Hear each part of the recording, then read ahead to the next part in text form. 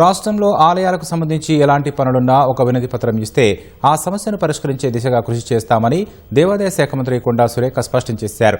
హైదరాబాద్ రవీంద్ర భారతిలో ఏర్పాటు చేసిన కార్యక్రమంలో దేవాదాయ శాఖకు సంబంధించి 191 మందికి నియామక పత్రాలను మంత్రి అందించారు.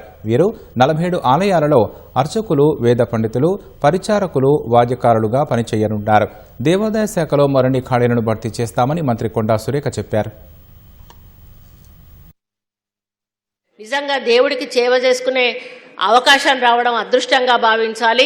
ఈరోజు రాని వాళ్ళు ఎంత బాధపడతా ఉంటారో మనకు తెలుసు. మళ్ళీ వాళ్ళకి ఎగ్జామ్స్ పెట్టినప్పుడు వాళ్ళకు వచ్చే అవకాశాలు ఉంటాయని కూడా వారు చెప్పారు.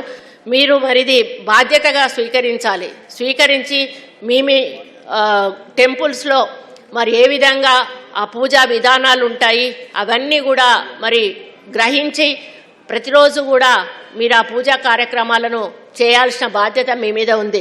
బాధ్యతతో భక్తితో మరి మీరు మంచి ముక్తి లభించే విధంగా మీ యొక్క బాధ్యత నిర్వహిస్తారని చెప్పి నేను అనుకుంటా ఉన్నాను.